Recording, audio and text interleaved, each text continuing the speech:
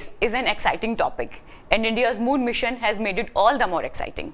Today, we are here to discuss about space, its politics, its economies, various technologies and various techniques related to it, and all the more dimensions related to space.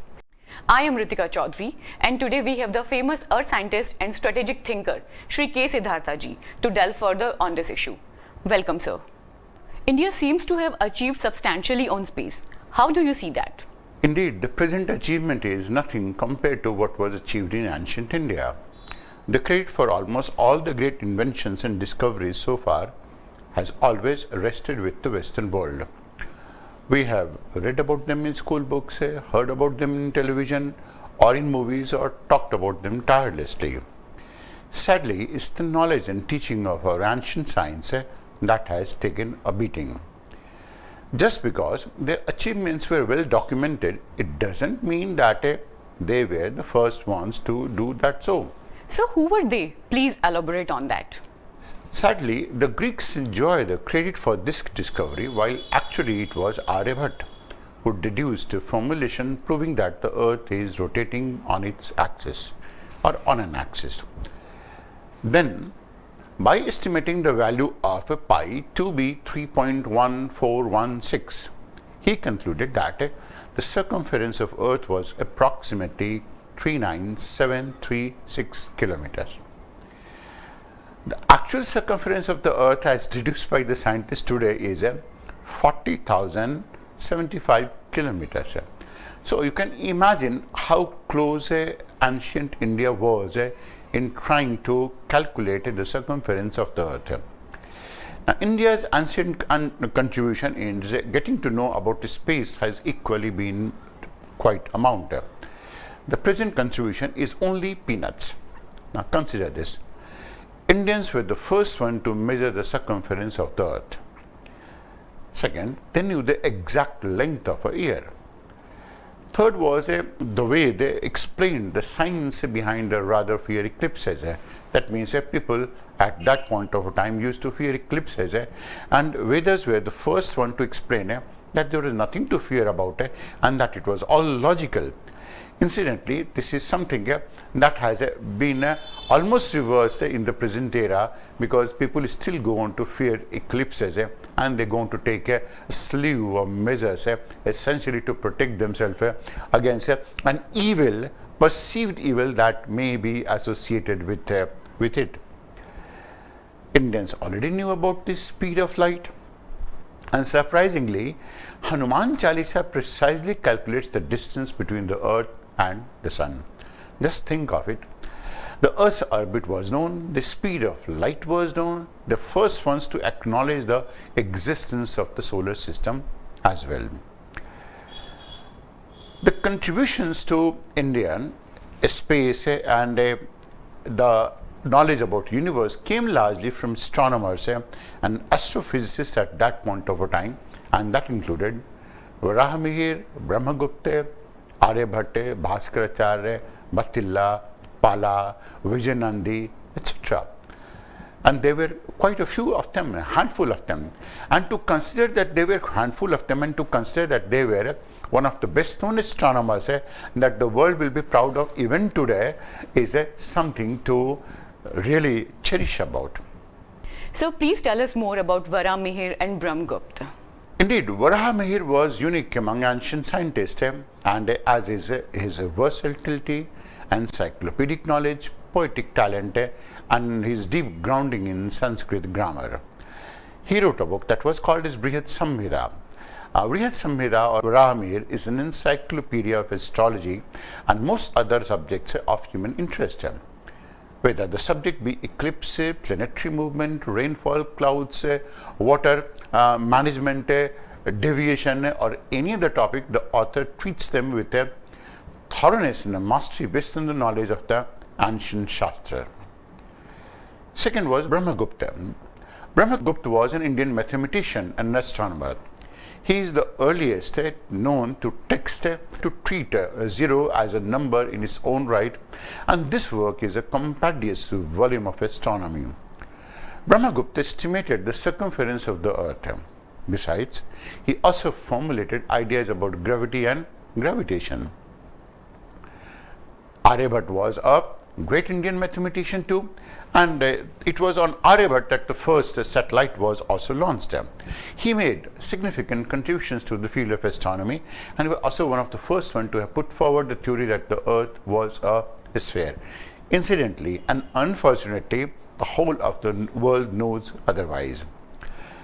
Bhaskar has been another one. Bhaskar is regarded almost without question as the greatest mathematician of all times.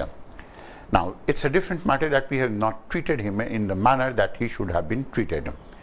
In many ways, Bhaskar represents the peak of mathematical knowledge in the 12th century. No other civilization has achieved that much, but sadly, the contribution is not acknowledged. So why Indian contribution is not very well recognized in the world? It is indeed a surprise that Indian contribution is not acknowledged in the whole of the world. Now, there are many reasons for that. You can understand that India was for a great amount of a time under certain type of a colonial rule. It was under the Islamic terrorists for a good amount of a time, that was almost 1000 years of sorts. Now, they were marauders, they came here to plunder India, they came here to kill people, they came here to burn libraries, they came here essentially to demolish temples. Now, they never had any, most of these Islamic terrorists never had any type of a culture, never had any type of a religion, never had any knowledge, and they were very envious of India in this manner. So, there were some of these things which were gathered, which remained in the libraries, which remained in different places, they were completely demolished. Now, you can imagine that there had been some people like Bakhtawar was one of them, and it's a shame on us that it is on his name Bakhtiyarpur has been also given in a place called as Bihar. But then Bihari people are like that. Then the second part has been associated with something else, and that is just after the so-called Islamic rule, India was affected by another bout of colonization, and that was by the British. Now, the British saw that Indian civilization was very, very rich. Now, this is evident in some of the testimonies that the British gave.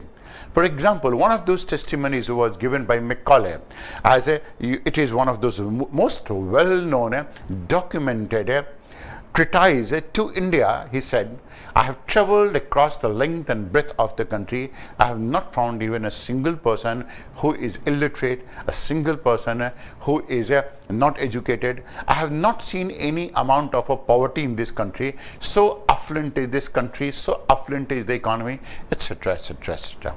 They were the one who again tried to dominate the Indian people, Indian psyche, by demolishing them. Now, imagine, how is it that the Indian rulers used to be? Indian rulers used to be mathematicians, Indian rulers used to be painters, Indian rulers used to be, and they were kings. They used to be artists, they used to be singers, they used to be academicians, they used to be scholars. They never used to be administrators of sorts. This is how India was, and everyone was so pure from inside. Now, when the British rule and the Islamic rule demolished it, then they got a quasi-justification for branding themselves in the whole of the world by saying that it was the white people who were responsible for introducing a lot of things which incidentally was done by India. By that time, India was completely pulverized. When the British left, India was completely pulverized. And when they were pulverized, then the British thought it as an opportune time for the purpose of branding themselves.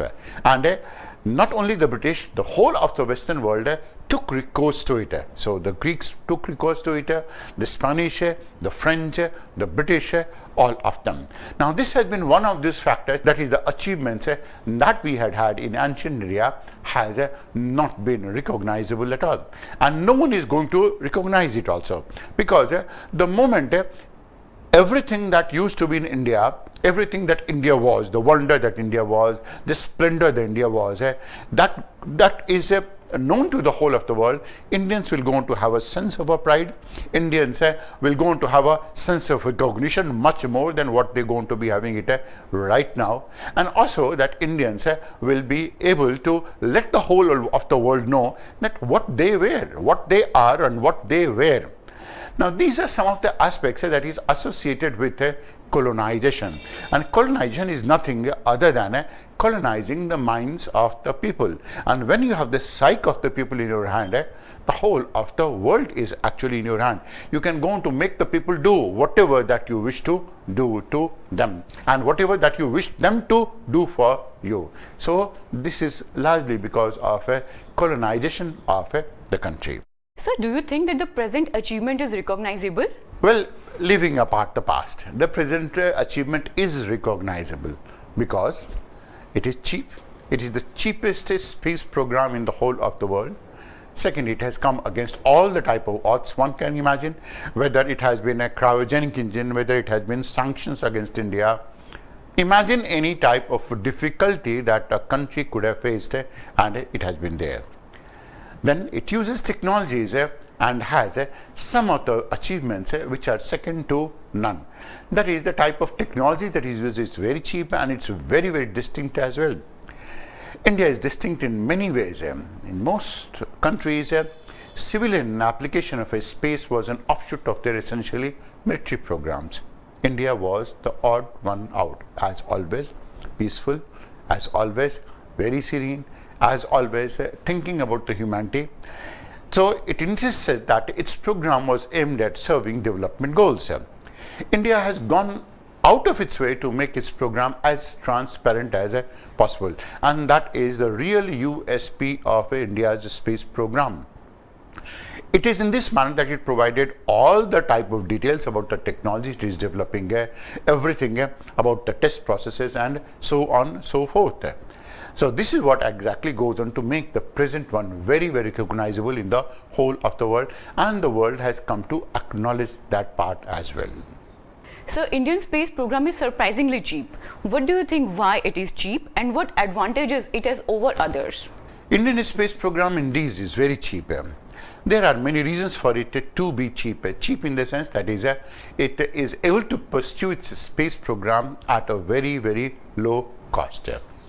One of these reasons is that ISRO pursues the indigenization program for critical components and materials with industry participation to reduce the dependence on import.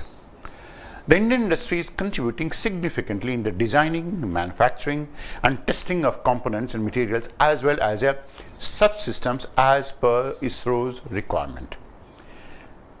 Second has been, cost is a factor. Cost is a factor kept in mind since inception of the project.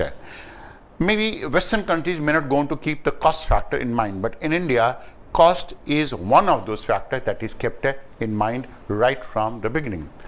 Where India is one of these countries where Indians cannot go on to think of spending lavishly, such as what NASA goes on to do or European Space Agency is also going to do. India can't spend hefty amounts on scientific exploratory missions as well. This is the second reason. The third reason is associated with reusing the same type of a tested workhorse like what we have, a PSLV. PSLV stands for Polar Satellite Launch Vehicle, and a Polar Satellite Launch Vehicle has actually taken multiple missions, and because it has taken multiple missions, it has kept the launch budget under a very tight leash as well. Fourth has been that ISRO keeps a strict vigil on every stage of a spacecraft's development. And therefore, they are able to avoid a lot of wastages. Such type of wastages are very, very common in the Western world. United States is one example where good amount of wastages take place. Now, you'll be surprised to find that that is the total failure rate in case of India is the minimum, is the lowest in the whole of the world. It is going to be very, very high in the United States. It is going to be very, very high in Russia. It is high also in China, but Indians don't go on to be wasting that much as one can go on to think of having it wasted in United States and Russia. Fifth is India spends around 1.2 billion a year on its space program, while in comparison Just think of it and imagine NASA had a budget of more than 20 billion in 2018. There is a sixth factor as well. That is, in India, the cost of hiring talents are far less compared with the West. Engineers in India cost much less than those in the United States.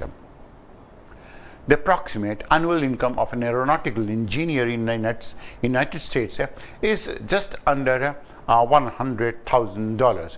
Whereas in India, the higher end of the scale for engineers, it is less than that of $20,000. And the seventh factor is, if you go on to take into account the structure of the insurance industry, you will also go on to understand it. That is, most of a space job in the Western world is outsourced to the private sector. Indeed, that's going to be good. India will go on to do the same thing. Maybe we do not go to know that whether it will going to become a very high cost economy in this case or not. And that is another cause that is responsible for it being very, very expensive, because when there are private players that are going to be involved, there is a lot of profit motive that also comes into being. And there is an eighth factor also. The eighth factor is associated with the way insurance industry goes on to run in that place. You need to insure almost everything, and because you need to insure it, you always going to pay much more amount of a price than is actually going to be demanded in that region and in that place. These are the factors that are responsible for India being a low-cost space economy, if we can go on to say it so. India is often criticized for spending lots of money on space projects, and that too when a quarter of its population is living below the official poverty limit. But it's the same West that says that India is a developed country when they have to sell arms to us. Now, indeed, this is going to be so. The Western world always go on to be having a certain degree of a duplicity in this case. That is, for one thing, they go on to be having a different version. For another, they go on to change their version also. That is, when they want to stop the flow of garments, maybe some time back, if you recall it, that used to be carpets. What they used to do was that they say that they don't want to take the blood littered carpets from India. Just imagine, it's the same children right now who go on to making these carpets. They go on to get a livelihood. They go on to be going to school as well. If it is that the Western world is going to be so concerned about India, why is it not that they can go on to think of opening a school for those children? And they could have done it so.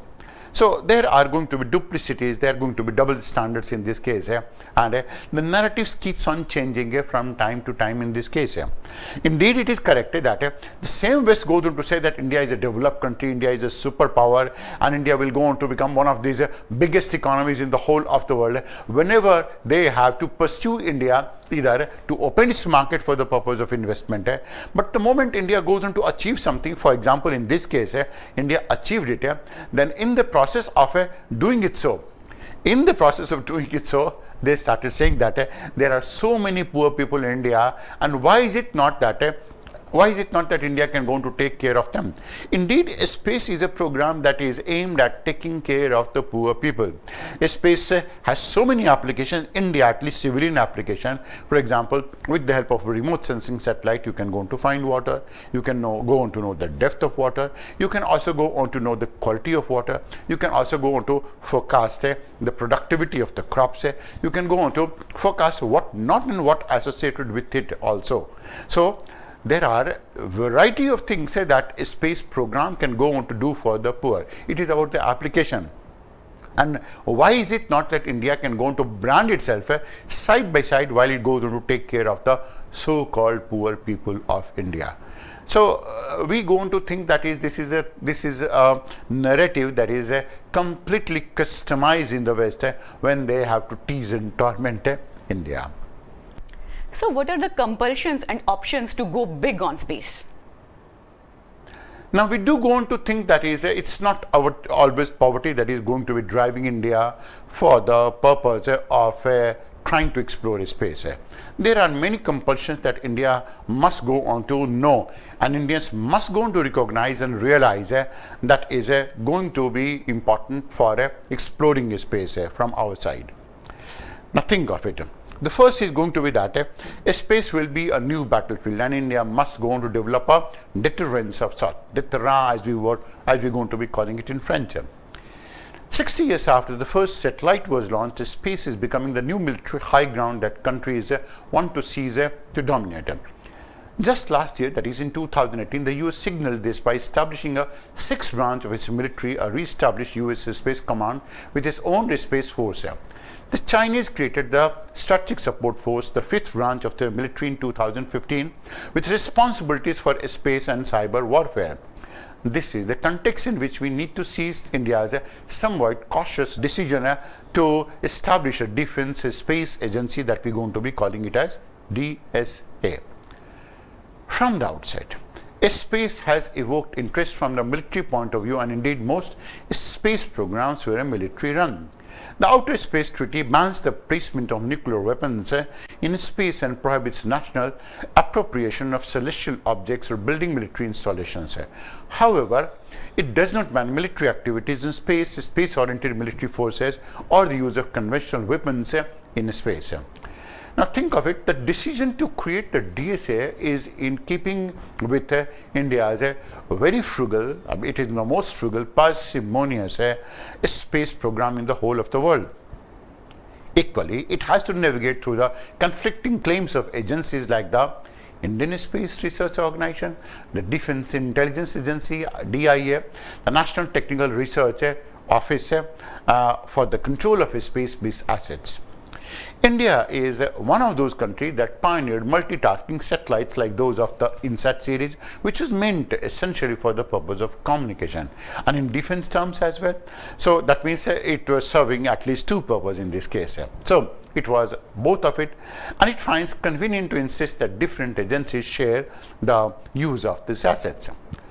In the early decades, space was used by the military in a most passive manner possible to obtain imageries, something like electronic intelligence, something like communication, and of course navigation aids. However, increasingly the importance of the quick encryptive communications and images to provide battle space awareness has become an important factor in the modern warfare. And so has the ability of the space systems to guide fighter jets, unidentified aerial vehicles, and munitions as well. Indeed, many militaries see the use of space as a vital to their ability to fight and win wars. So, we have seen a military interest in blinding adversary satellites. We did it so with the help of ASAT, jamming their signals, or even capturing and destroying them. This is a whole new world of what is called as counter-space missions. The Indian ASAT test was just the tip of the iceberg and a somewhat outdated demonstration. Countries like the US and China have moved to other techniques like ramming satellites or using ground or space-based lasers to take them out. That means they can go on to think of destroying it all the way from the ground itself. So space has gone on to become a new battlefield of sorts. And because space has gone to become a new battlefield, there is no way that we can go to be averse to it. There is now in the future the war is going to be won in space, it is going to be lost in space. Anyone who has an absolute command and control over space, they are the one who will go on to rule the whole of the world. Incidentally, it looks like so, that is Earth is to be controlled by space, but that is what seems to be.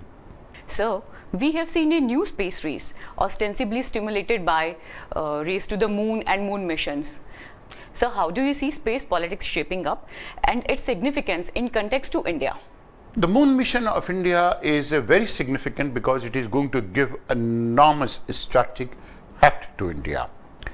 Why is it going to be significant? Is because it will go to establish India to land on the South Pole. Second is that India looks to join the league of countries who are space superpowers like United States, Russia, and China.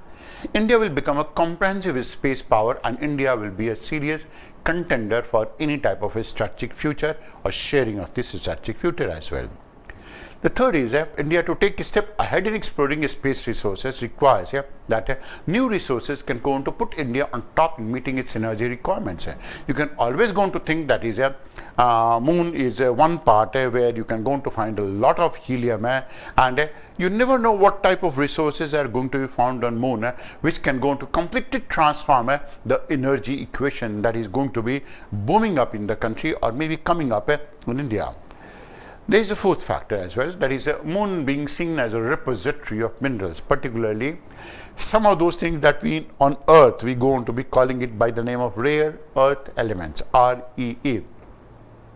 Now we can go on to better now call it by the name of RME, which can completely alter the communication technology frontier like telecommunication, and we don't know what exactly will they be.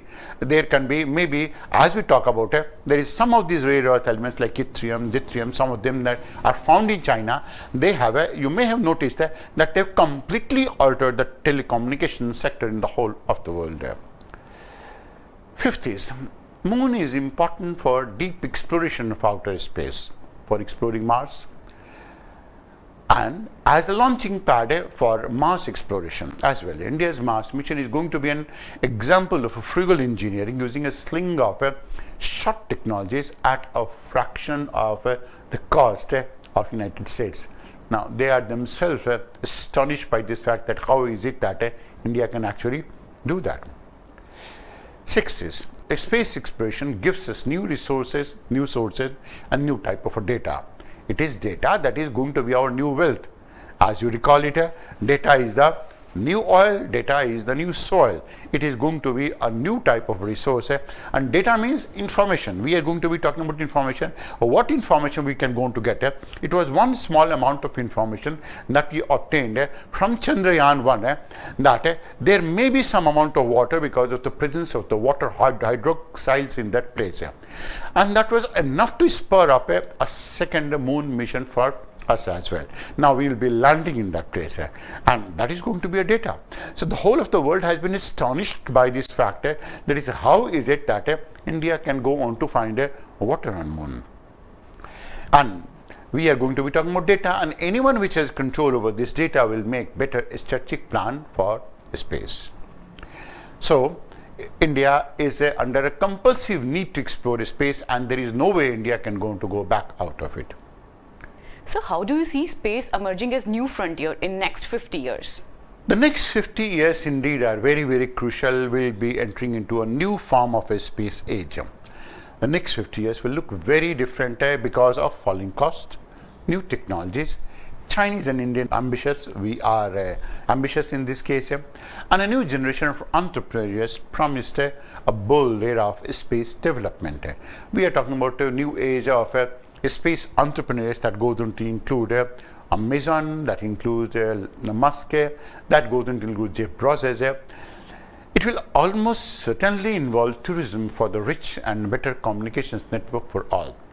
In the long run, it might involve mineral exploration and even mass transportation.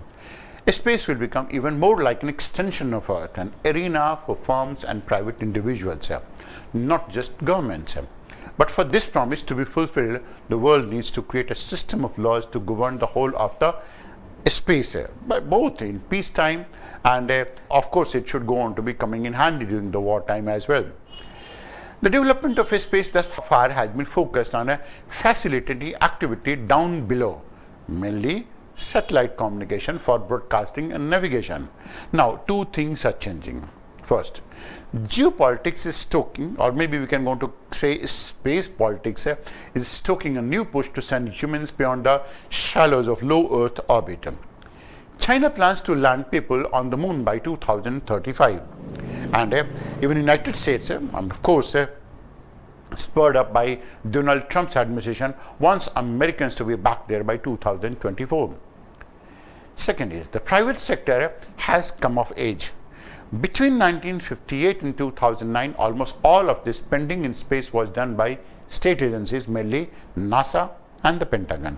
In the past decade, private investment has risen to an annual average of $2 billion a year, or 15% of the total. It is set to increase further. SpaceX, which recently developed this rocket very recently, in August 2009 itself, and its rocket firm of Elon Musk made 21 successful satellite launches. Can you imagine one individual making 21 successful satellite launches? So, sir, we are going to have many fun trips. Yes, indeed. So we are going to be having many fun trips. New commercial models exist or are going to be within reach. The big business of launching and maintaining swarms of communication satellites in low Earth orbit is the niche business, is going to be one of this new type of business. And then tourism for the rich is going to be another type of business. The coming year will almost certainly see Virgin and Blue Origin flying passengers in the suborbital excursions that offer the thrill of weightlessness and a view of the curved edge of the Earth. And of course, not to talk about the black sky of the space as well. Such possibilities could see the annual revenues of the space industry double up to almost like $800 billion by 2030. Now this is a possibility, and now we also going to be talking about that is some people like that of Elon Musk plans to send settlers to Mars. Mr. Bezos, of course, he wants to see millions of people making a living on space stations, perhaps before the centenary of man's first landing on the moon. Now, at a time when the Earth faces a grim reality of changes in the climate, they themselves have been responsible for destroying the Earth. That is the type of economic growth that they're going to think that is going to be very, very slow, and that is going to be fraught with politics. Space might seem to offer a surprising reason for optimism for the people. But space is neither a panacea nor a bolt hole. And to realize its promise, a big problem has to be resolved and a dangerous type of risk need to be avoided. The Outer Space Treaty of 1967 declares space to be the province for all mankind, and not one country, for all mankind, and for its claims to sovereignty. Now, whether that remains in force or not, that is to be seen. But let's see how exactly that the future goes on to unfold in this case. All in all, who could go on to think of having a best claim to use the ice on the poles? Who? Now, that's a question mark. Maybe that is we require a law in this case. We require to have a consensus reached in this case. And is it not that the Martian settlers be allowed to do that? They should be allowed to do whatever they want to do. Just going to think of what exactly is it that the human beings have done on this planet. They have destroyed the Amazon forest. They have destroyed the same air in which they are going to be breathing. They are going to destroying the same water which they are going to be drinking. Who could be more foolish than the so-called human beings who inhabit this lovely and the most beautiful planet one can think of? Then there are other questions as well. Who is liable for satellite collisions? Now, some law has to be there in this case. Space, this is largely because space is already crowded. Over 2,000 satellites are in orbit, and NASA tracks over 5 lakh, that means 500,000 individual pieces of debris. And can you imagine it? They are hurling at a speed of 27,000 kilometers per hour of speed. Military activities in space has no well-tested protocols and rules of engagement. So it is going to be almost like a free for all in this case. And that is going to be really, really dangerous. America, China and India is rapidly increasing their destructive capabilities, blinding military satellites with lasers, jamming their signals, and all of these debris are going to be scattered the whole of the space. Now, to think of it, Trump also plans to set up a space force and so on and so forth. It is a mistake to promote space as a romanticized Wild West and a frontier that is anarchic, where humanity can go on to throw off its fetters and rediscover its density. It's not such a romanticized form of controlling space or colonizing space, moving into space also. For space to fulfill its promise, governance is required. And it is this governance that is most significant. We are already on the earth are under a slew of problems. throes of problems. Imagine problems on any front, and we are facing it on the earth, be it on environmental front, be on economic front, be on the psychological front, and at worst, space could go on to add to the earth's problems. That's the last thing we wish shouldn't happen. With this final comment, we end the topic here. Thanks a lot, Shri K.Siddhartha sir, for the in-depth analysis. We will come again with a new topic and a new analysis on water politics. Thanks for watching this video. Subscribe to our channel and press the bell icon for more such updates. Like and share the video and let us know your queries in the comment section below.